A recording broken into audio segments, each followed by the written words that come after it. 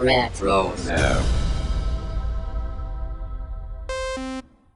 Are you an aspiring Jedi, or do you dabble with the dark side of the Force? Regardless of whether you fancy yourself a defender of the light or an aspiring Sith Lord, you're going to need a lightsaber.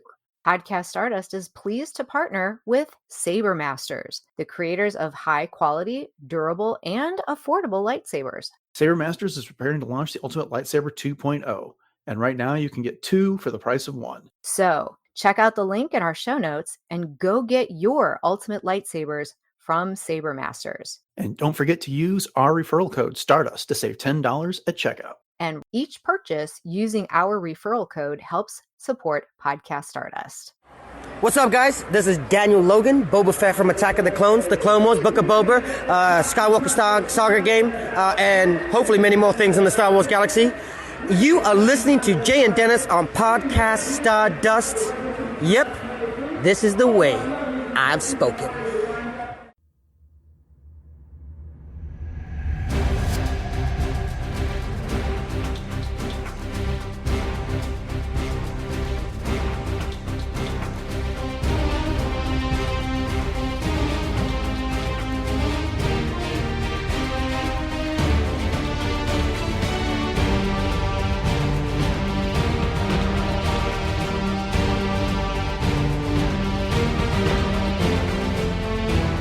Hello, and welcome to Podcast Stardust. This is the fully armed and operational podcast dedicated to Star Wars news, reviews, and discussion.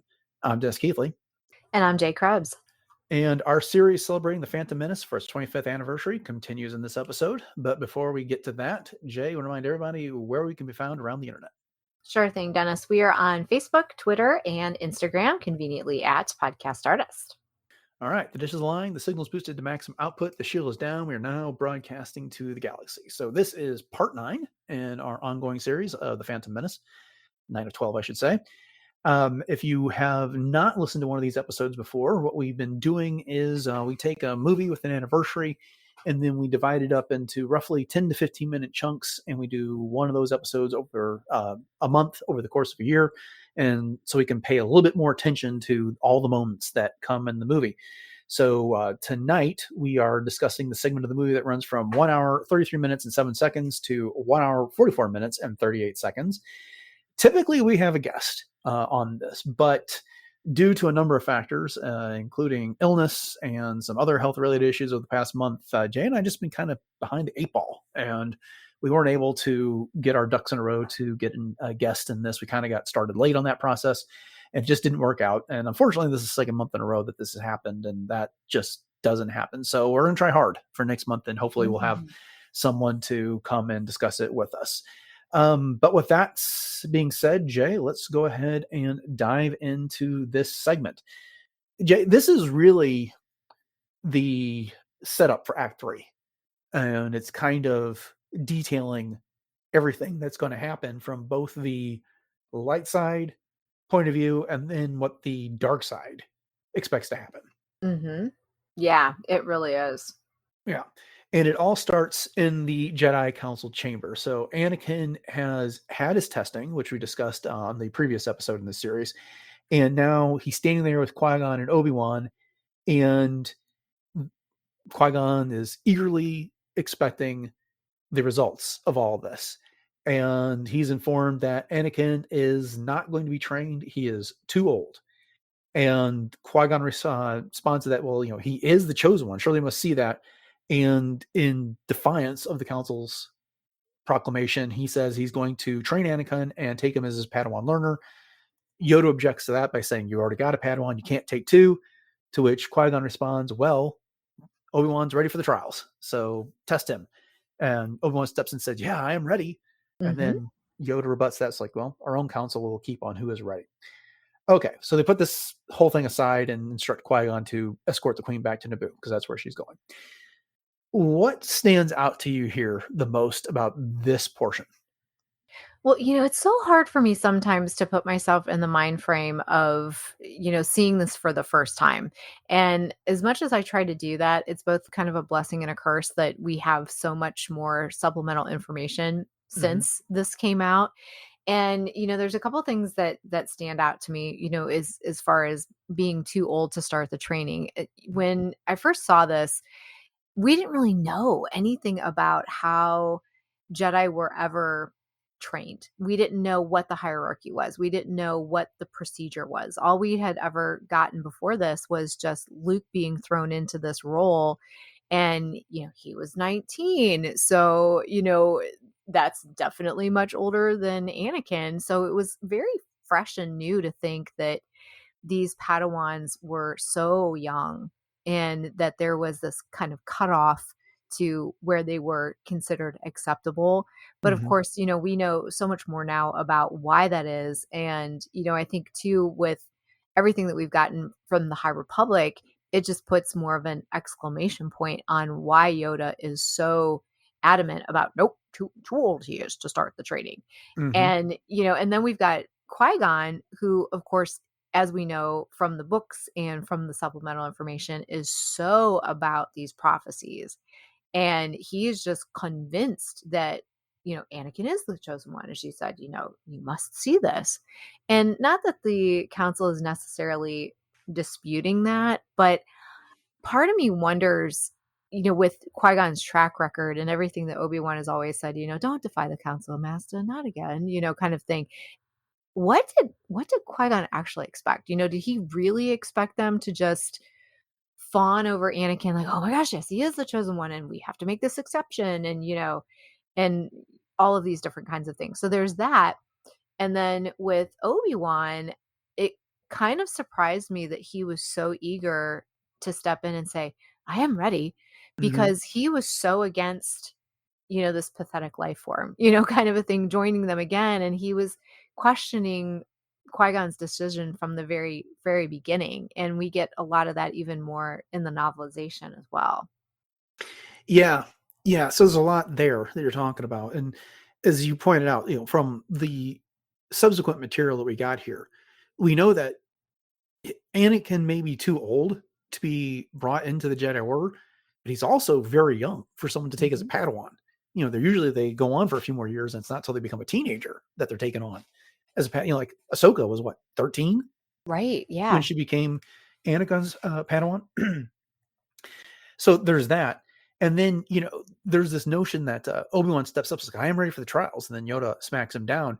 But, you know, he's all eager to do this. But Qui-Gon then says, he's got some things to learn. Uh, he still has stuff to learn about the living force, but there's nothing left that I can teach him here. And the first several times I watched this, I didn't even really pick up on this kind of like a backhanded way of talking about Obi-Wan, which is, yeah, you can go ahead and put him through trials. He's got some things to learn, but I'd really rather train this kid who I believe to be the Yeah. chosen one. And I don't think until I really stopped and considered this portion of the movie and the detail that we're talking here that I really could see this from Obi-Wan's point of view, which is you paid me a compliment, then you snatched it right back by basically saying my training really isn't complete. You just can't do it anymore. And Mhm. it's really kind of it's not a great way of saying I just rather I need to train this kid, so I'm throwing Obi-Wan to the wolves. Yeah, yeah, and I do remember feeling that way, thinking Mhm. back to, like, poor Obi-Wan, all of a sudden, he's getting his back turned, on him, Mhm. and now the focus is no longer on his training. But then again, I thought, well, knowing what we knew about Obi-Wan in the original trilogy is that, he's very strong and that he goes on to do some amazing things anyways, regardless. Yeah. And it's interesting. It's like because the Jedi Council's firm here about Anakin. He's too old. And we're not going to train him. And then in the next, we can bleed over to the next scene here, which is the landing platform. Obi-Wan is protesting with Qui-Gon. It's like, you know, he's defying the council. They all sense that the boy is dangerous. Why can't you see this? And Qui-Gon's like, oh, I'm going to do what I must here. And again, they all end up by the end of this movie putting these concerns aside because of the performance Anakin gave in the Battle of Naboo. But again, even up to this point in the movie, Obi-Wan is still a doubter. He does not believe in Anakin at Yeah. all. he may believe that he understands he's got this power, but this power has got an inherent danger that comes with it. Right, right. Okay. So moving on to the landing platform, like I said, it starts off with Obi-Wan and Qui-Gon having a dispute about training Anakin, and Obi-Wan professing that he's dangerous. And then, Qui-Gon has not given up on the council changing their mind. He says the council decide Anakin's future at a later time because they've been instructed to now take the queen back to Naboo. And he says, he dismisses Obi-Wan again, get on board. This is not your place to question me here.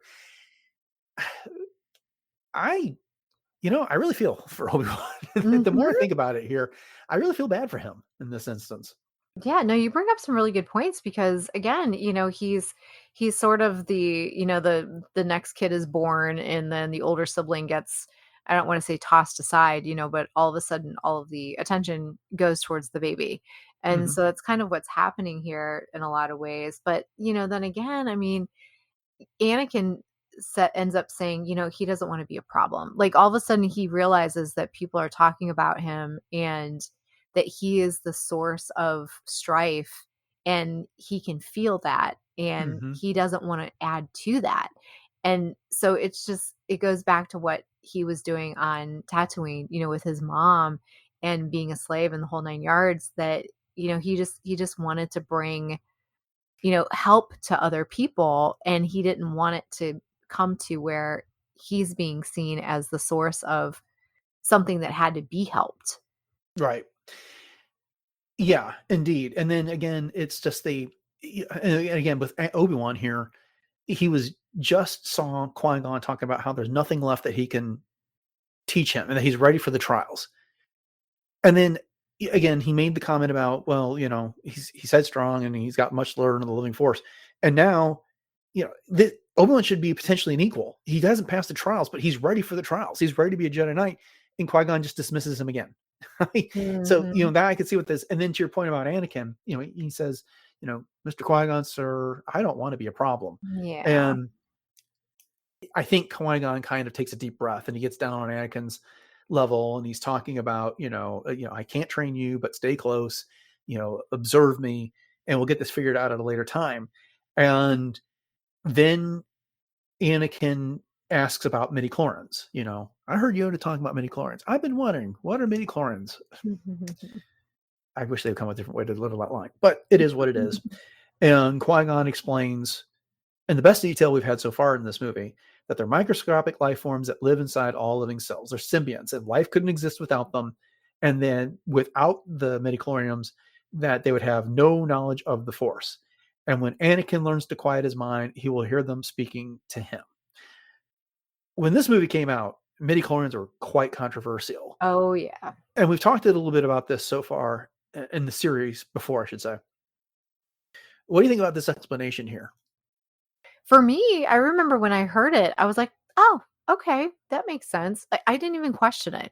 I just thought that and I know, especially at the time, I was just so ready to gobble up anything that I mean, you could have sold me sour blue milk and I would have drank it. You know what I mean? So it was at the time it was just all new and all different and we were just getting so much more information about everything that we always wondered about that it was like, okay. Yeah, I gotta say, it's at the time it ran counter to the very limited amount of legend stuff we had because when Luke was going around the galaxy trying to find people that could use the Force and legends, he was doing some sort of a connection with them, and then there'd be like a pushback, and it had nothing to do with midi-chlorians, whatever. And so, fine, it's not a complete contradiction, but it is different than what we were learning about in the Legends canon.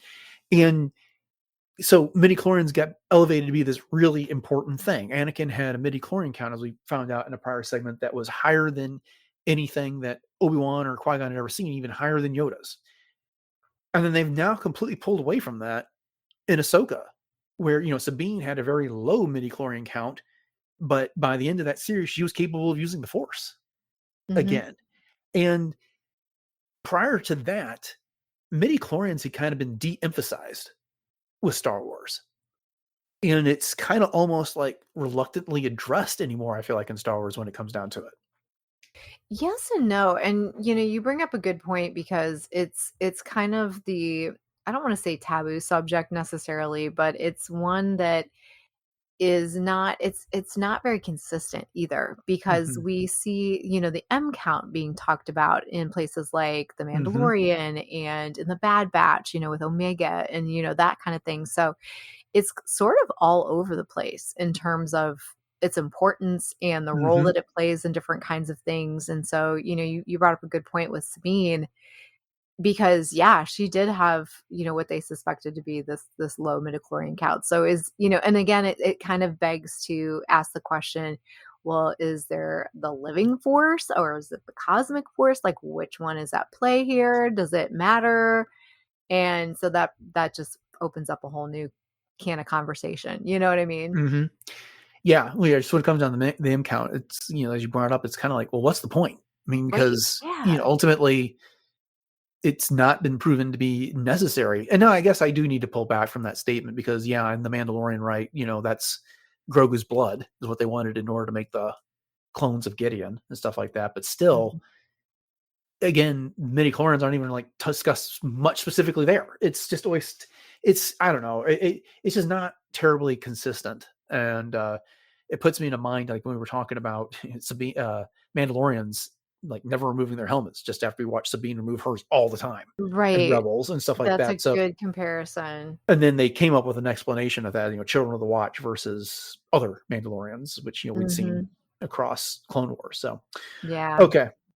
Well, Qui-Gon greets the Queen, and she says, "Well, Senator Palpatine fears that the Federation means to destroy me," and he assures her that they won't let that happen.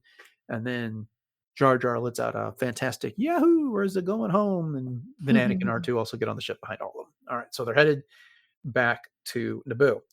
But our next scene is in Theed Palace, which is occupied by the Trade Federation, and we see the various Nimodians, including Nute Gunray, meeting with Sidious via hologram, and they claim to be in complete control of the planet. And of course, Sidious knows that Amidala and the Jedi are on the way there.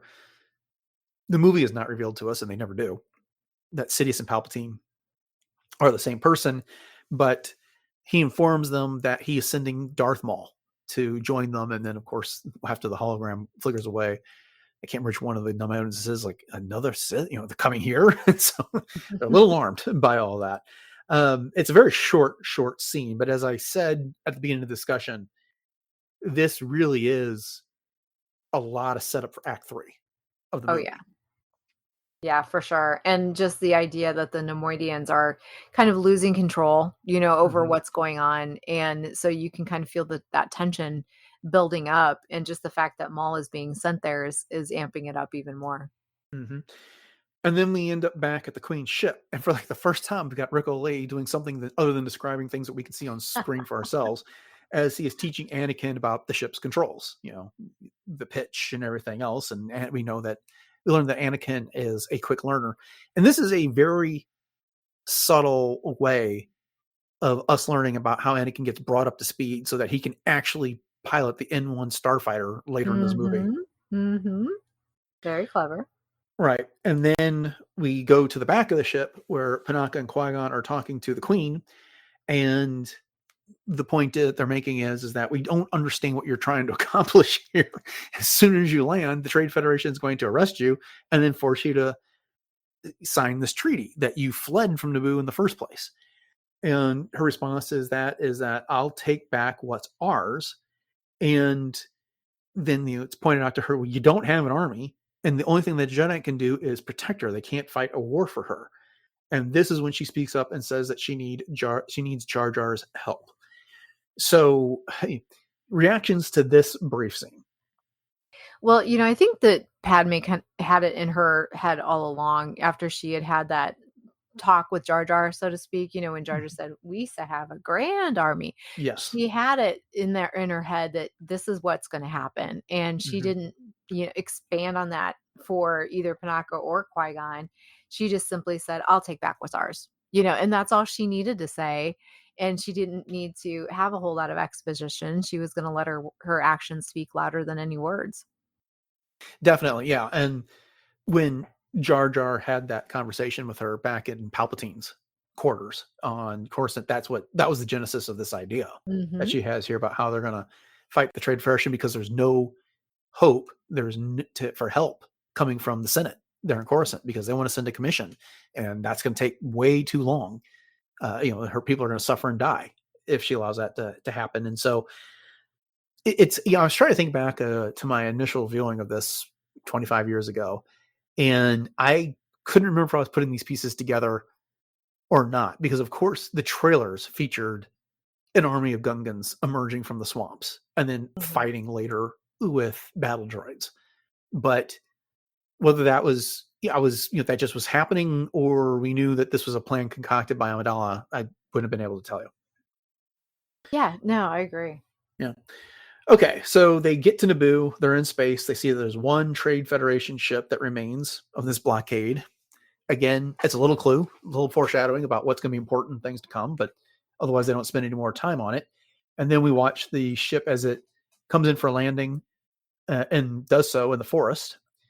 And then we find out that Jar Jar is his way to Gungan City, as Obi-Wan tells Qui-Gon this. And then Obi-Wan and Qui-Gon have a bit of a heart-to-heart that, he says, he apologizes for his behavior regarding Anakin. It's not his place to dispute what should happen to the boy. And then Qui-Gon says that, you've been a good apprentice and you're a much wiser man than he is. He foresees him becoming a great Jedi someday. What do you think about this reconciliation? Well, I think in some ways, I truly believe Qui-Gon, his sentiment is very heartfelt. But then again, I wonder how much of it is just placating Obi-Wan, especially as we've been talking about this whole particular segment this time around, and how Obi-Wan is sort of pushed aside. And I almost wonder if that was the whole genesis of why Qui-Gon said this to him. But then, I can't help but to think that he is sincere, and Qui-Gon has spent so much time teaching Obi-Wan that he wants the best for him and he wants to see him succeed. And, and quite honestly, it's not too unlike the conversation that Obi-Wan has with Anakin in Revenge of the Sith. Yes, I'm glad you said that, because if you didn't, I was going to bring that up, but go on.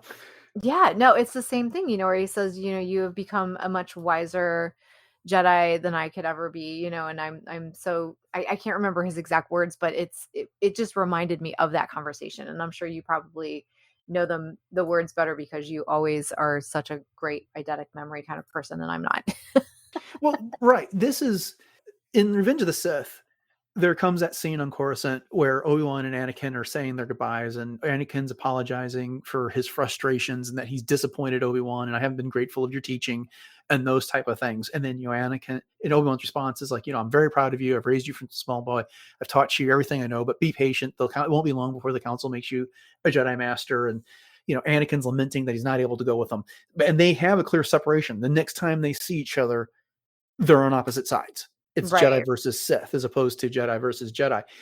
And this is not the last time that Qui-Gon and Obi-Wan talk to each other. There's communications that happen between them to a degree before the end, but this is the last heart-to-heart that they get to have, which is what makes it so reminiscent of that scene in Revenge of the Sith here. They're having that reconciliation, and it's not intended as a goodbye and farewell, but it's not the same after this. Right. And it is nice that they had this opportunity to have this reconciliation. And just like in Revenge of the Sith, where that scene is sad, when you see it the second time after you know what's going to happen between Anakin and Obi-Wan, there's a bit of sadness that comes with this. And on the one hand, you're happy that they're able to put the, let bygones be bygones and put things behind them, because they're not going to get another opportunity to do it. But again, this is it. This is their last real moment as Master and Padawan. Yeah. And when you put it that way, it really is a very sad moment in a lot of ways. Yeah, for sure. Okay. Well, then Jar Jar returns and he tells them that there's nobody in Gungan City. The whole place has been abandoned. And then there's some discussion with Qui-Gon and Panaka that, they either fled. Panaka thinks they've been wiped out. And then Jar Jar stands up for the pride of his people by says, me no think so, when there's danger, Junjins go to sacred place, come, Misa show you. And so, he's going to take them off to. Okay, the first time I saw this movie, I laughed because I thought he said gungans go to secret place, and in the next breath he was saying, "I'm going to take you to the secret place." It's supposed to be a secret, Jar, but it's not that. It's a sacred place. And then we get a very pivotal scene. They go to the sacred place, and we've got some mounted gungans escorting them to the bosses. Boss Nass and the other bosses are standing on top of the statue, and the fake queen, Sabe, begins to make her presentation before Padme interrupts and says, "No, I'm the queen." And, she apologizes for the deception. I'm pretty sure Qui-Gon and Obi-Wan were on to her the entire time. Oh, yeah, totally. Jar Jar and Anakin are surprised by this. But then Amidala, Padme, whatever you want to call her, makes this very impassioned speech about how, we've been separate, but we need your help. Everything we've built will be destroyed if we don't stand up to the Trade Federation. So I ask you, no, I beg you. And she kneels, and then everyone gets down on knees with her. And this is very moving to Boss Nass, who says, "Yusa no tinkin, Yusa greater than the Gungans. Me so like this. Maybe we being friends." And of course, an alliance is born. I feel like, and we've had this conversation before, that it wasn't really a big surprise that Padme and Amidala were the same person here. But what do you think of this reveal? Oh, it was well done. And I think that, you hit the nail on the head when you said that it was no surprise to Qui-Gon and Obi-Wan, and you could see it on their faces. And, for Anakin just being so young, it was a shocker for him, for sure. But I think he was very, excited that Padme actually was the queen, but also maybe thought to himself, ooh, what does this do? Like, how does this change things for us? Does this change things? Because you just know Anakin's wheels are turning in his head. But I mean, this is just the first step in what she had said on the ship when she said, "I'll take back what's ours." That was, she was going to do it. And this was what was going to happen. And, I have to ask though, I don't know enough if there's any kind of explanation for why this particular place was the sacred place for the Gungans, because the statues and such that are there are not very Gungan looking. You know Not what I Gungan mean? looking at all. Yeah. And so how does it how has it become sacred for them, especially because they typically live underwater in the planet core? So not Well, that you know that, but maybe you yeah, do. that's a good point. I hadn't thought to check Wikipedia for anything like that, and I don't know if there's been anywhere that's been established. But there is like a number of these toppled statues in this Right. area that like are in the swamp and then in the grasslands around the swamp. And so what the history is behind that, I'm not certain. Yeah, it makes me think a little bit of even something like Jeddah, where we see Mhm. the fallen Jedi temple and the statues and that type of thing. But I mean, those are obviously Jedi when these are obviously not Gungans. So it Mhm. just makes me wonder. Yeah, I gotta say, the expression that Jake Lloyd has on his face when Padme reveals herself to be the queen is probably and I don't want to pick on him, and this is not to disparage anything else he's necessarily done in this movie, but this was probably the best acting he did in the entire movie. Well, just the utter look of shock and disbelief on his face He's when that like, and reveal is then like, made. and all right, that's Yeah, all right. yeah. And then of course, Jar Jar's reaction is also priceless in Sure. this. What? I can't do the noise, but there is that. I'm just kind of wondering at the moment, and this is train of thought, stream of conscious, and I hadn't really come to any conclusions here. But obviously, Sabe has been posing as the queen for Amidala's protection here. But I kind of wonder why they went through with this up until this point.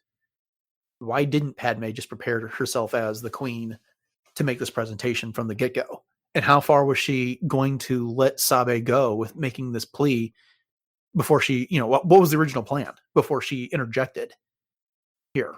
Yeah, I think part of it is for Padme. She wanted to still try to keep her identity hidden Hmm. as a handmaiden, and that maybe there was a point where she just felt that Sabe was not getting that job done, and so she Hmm. felt like she had to step in. But yeah, that's a good point. Why wouldn't she have just done that in the first place? But the only thing that I can think of is that she wanted to, there would have been a question to maybe Anakin and Qui-Gon and Obi-Wan that where's Padme? Like, why isn't she here? Well, yeah, because to your point there, when they board the Queen's ship on Coruscant, Padme is Amidala Hmm. right then. There's no Padme wandering around. And Anakin doesn't notice this, which you would think he would have Right. at that point. And then when they're on the ship, Padme is clearly Amidala putting forth her plan to reach out to Jar Jar to have him go recruit the gun, to make a connection with the Gungans there. And so they then had to swap roles before they got off the ship. Hmm. So again, a lot of costume changes there, but a little weird that a lot of people now of course the Jedi both knew and they weren't going to give away that she that she wasn't that Sabe wasn't really the queen in there. And so it's really only two people on the ship. Now that I'm thinking this out loud, Anakin and Jar Jar, that don't realize that Yeah, Padme is the queen and that, that there's this subterfuge going on here, which, exactly. yeah, they're kind of Yeah. getting left out of the Yeah, secret. very true. Yeah, Obi-Wan and Qui-Gon figured out that Clark Kent was Superman a long time ago. Yeah, exactly. Someday we're gonna have to sit down and do like a detailed discussion of when the switches happen and who knew when and that type of thing. Yeah, But yeah. discussion for another podcast. There you go. Okay, and then Boss Nass is now firmly on the side of the Naboo, and they're gonna go fight this war together. Back at Theed Palace, Gunray is reporting to Sidious, and we find out that they've already found the Queen's ship in the swamp, and now Sidious is saying this is an unexpected move for her. It's too aggressive. And then he cautions Darth Maul, Lord Maul, be mindful, let them make the first move. Does this make sense to you? Because we now know Palpatine and Sidious are the same person. What was Palpatine expecting Amidala to go back to Naboo and do? Well, I think he just underestimated her, because she was Mm-hmm. so young. And because the fact that Palpatine is from Naboo, he probably, obviously knew a little bit of the history of her family and her election and her, rising to that particular point in her queendom, if you will. Mm-hmm. So I think that, he was kind of feeding off of that and didn't think that she would be that aggressive. I mean, that's the only thing that I could think of. I guess, but I'm also thinking ahead to Return of the Jedi when Sidious goes around saying things like this, all has proceeded as I have foreseen. Yeah. Good point. And so Amidala leaves Coruscant saying, I'm going back to Naboo. I'm going to take what's ours. I'm going to fight for our people. This is your arena. I'm going back to mine. And, he couldn't have been expecting her just to show up on Naboo and surrender. So Mhm. again, this is a minor nitpick, but I guess that just shows that, when as much as Qui-Gon believes in prophecies, there's blind spots there. And as much as Palpatine believes in his visions and his ability to see things in the future for the dark side of the Force, he has his blind spots as well. Well, yeah, for sure. Well, and it just reminds me of, I really honestly think that he wanted her to be eliminated Mm-hmm. completely. He really Oh did, yeah. because there was that one point where she's like, I'm going back to Naboo. And you could almost hear it in his voice, like, oh, wait, no, stop. Mm. Don't do it. Well, yeah, you kind of But expect he's him to like, go, smirk go, as soon as go, she go, leaves the go, go. door. Yeah. Yeah, which is because the thing is like, well, if she's on Coruscant, and we had this conversation last time, when she's on Right. Coruscant, he can still try to manipulate her. But if Hmm. she goes back to Naboo, well, then she can be arrested and forced to sign the treaty, and then she can perish, and then she's no longer a thorn in his side.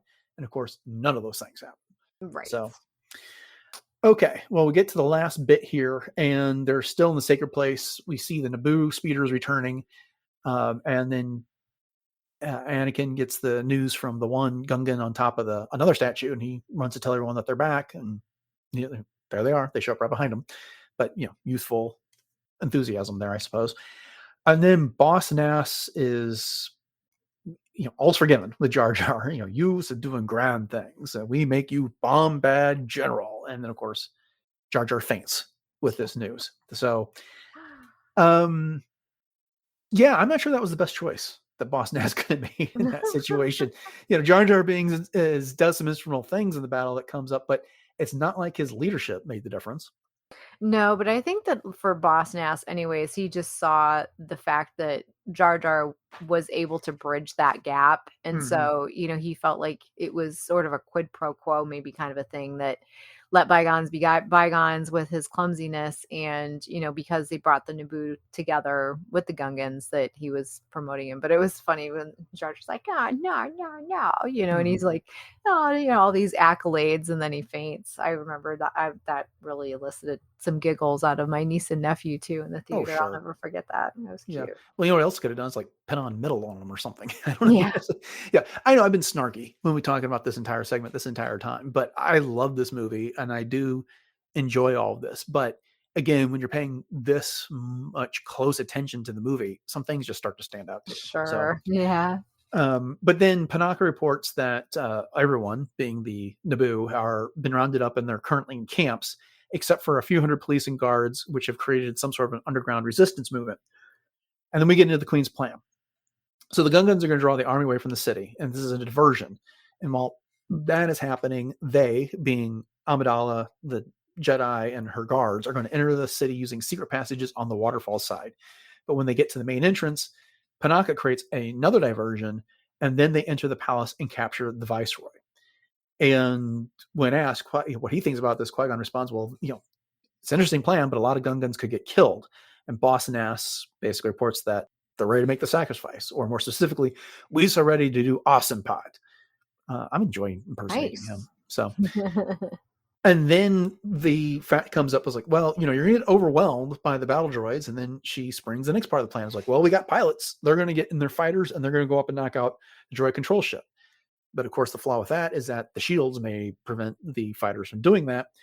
And Qui-Gon says, well, this is a well-conceived plan, but there's great risk. There's great risk. If the viceroy escapes, he can come back with another droid army.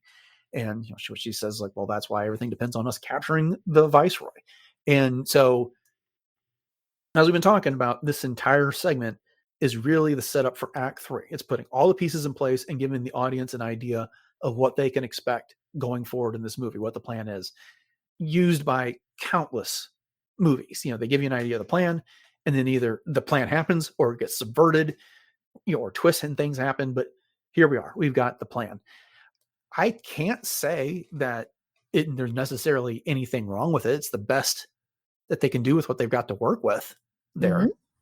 Oh yeah, absolutely. It's very much like Rogue One in that way. That they had to go to Scarif, they had to do it this way. Jinn gives her speech about, we take the next chance and the next and on until the chances are spent or, we're successful, one or the other. But, Padme basically says, this is it. We're doing this and we will not fail.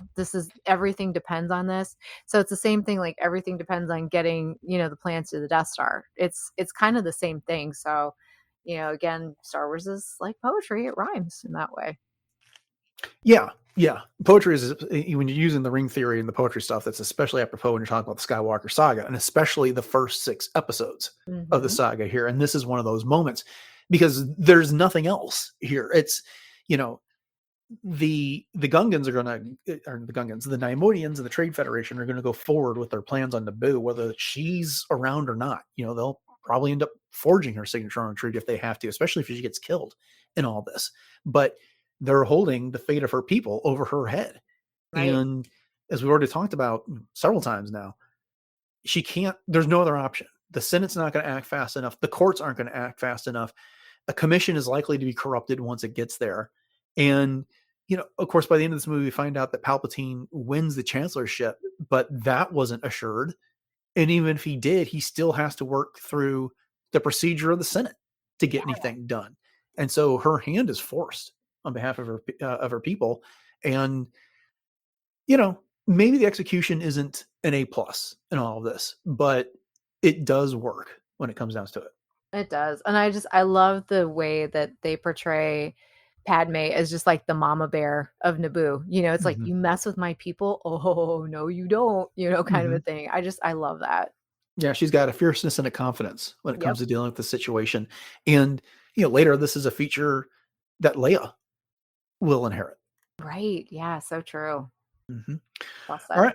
Well, that brings us to the end of the segment. You got any other concluding thoughts on this before we put a bow on this one?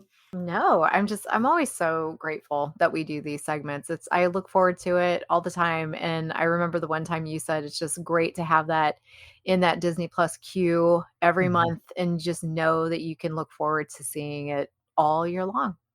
Definitely. Yeah. Of course, it's like if I want to watch this movie, I have to mark down where I was so that I can come back Right. and do it and set it up for the next segment here. But yeah, no, this is fun. I'm glad we get to do these too. I know it's one of the more popular things we do here on Podcast Stardust. We get a lot of response to this, on our various platforms, and I enjoy bringing it to everyone. And it's even more fun when we can get a guest. But hey, things happen, and life is life, and it comes at you fastest, so they say. But we'll try and get a guest for next time. Hmm.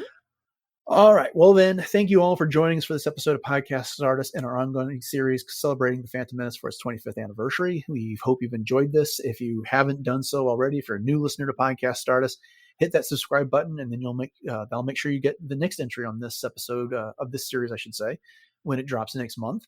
And while you're at it, if you're looking for the back episodes, I try to link to the previous entry in the series in the show notes, but another place to go is to head over to retrozap.com. Our entire catalog, the previous 785 episodes, are there. You can typically find one of these episodes about every 12 or so, and they're all labeled the Phantom Menace, part 8, part 7, whatever. They're not particularly hard to find that way.